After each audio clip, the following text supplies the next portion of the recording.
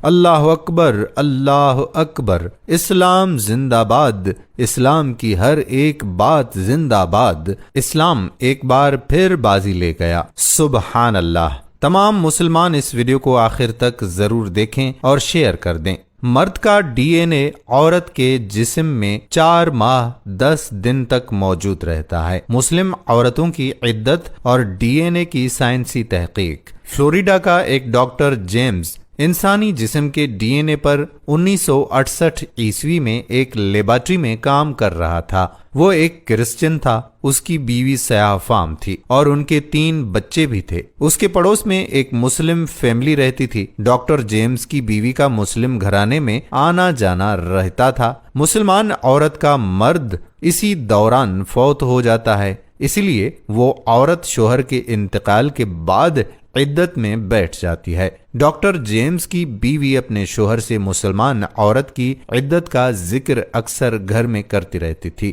کہ یہ کیسا مذہب ہے جو عورتوں کو 4 ماہ 10 دن تک گھر میں قید رکھے۔ ڈاکٹر جیمز کو سائنسی تحقیق کا شوق ہوا اور اس نے مسلم عورت کی عدت کے دورانیے کی تحقیق اسلامی مطالعے پر کی اور اس دوران ان کے جسم میں ڈی این اے پر ریسرچ شروع کر دی۔ جوں وہ تحقیق کرتا گیا، اللہ پاک اس ڈاکٹر کے عقل کے پردے کھولتا گیا۔ وہ اس نتیجے پر جا پہنچا کہ مسلم عورتیں دوسرے مذاہب کی عورتوں سے عدت کی وجہ سے بھی پاک باز رہتی ہیں۔ وجہ یہ کہ ایک مرد کا ڈی این اے عورت کے جسم میں 4 ماہ 10 دن تک موجود رہتا ہے۔ جب عورت کا شوہر فوت ہو جائے یا عورت کو طلاق ہو جائے تو اسلام نے عورت پر 4 ماہ 10 دن عدت اس لیے لازم قرار دیا ہے تاکہ جب بیوہ یا مطلقہ عورت دوسری شادی کرے تو اس کے جسم میں پہلے شوہر کے ڈی این اے کا وجود باقی نہ رہے۔ جو مطلقہ یا بیوہ عورت 4 ماہ 10 دن کی عدت کے اندر دوسرے مرد سے شادی کر لیتی ہے وہ پاک باز نہیں ہوتی، کیونکہ اس کے جسم میں پہلے شوہر کا ڈی این اے موجود ہوتا ہے جو کہ عدت کے اندر شادی کرنے والی مطلقہ یا بیوہ عورت کے دوسرے شوہر سے پیدا ہونے والی اولاد میں ٹرانسفر ہو جاتا ہے، جس کی اسلام میں انتہائی ممانعت بیان کی گئی ہے۔ یہ ریسرچ کرتے کرتے ڈاکٹر جیمز نے اپنی بیوی اور 3 بچوں کے ڈی این اے سیمپل اپنی لیب میں چیک کیے تو اس کی بیوی کے جسم میں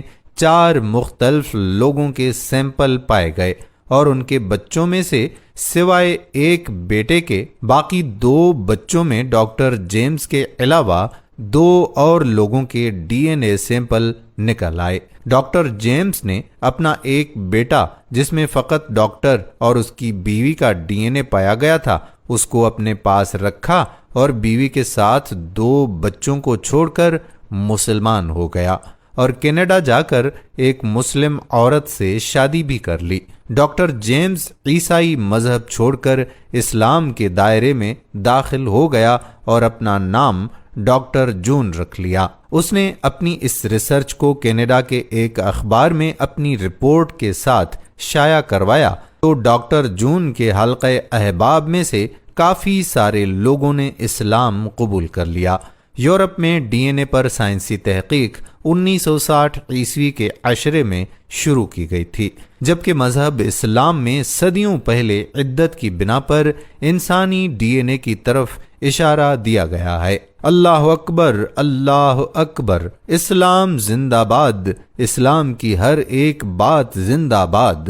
آپ صلی اللہ علیہ وآلہ وسلم نے جو فرما دیا، خدا کی قسم سچ اور حق بتا دیا۔ ایمان والے تو اسی وقت ہر کال پر اسی وقت ایمان لے آئے تھے۔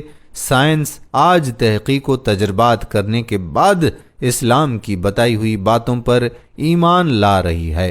سبحان اللہ۔ ہر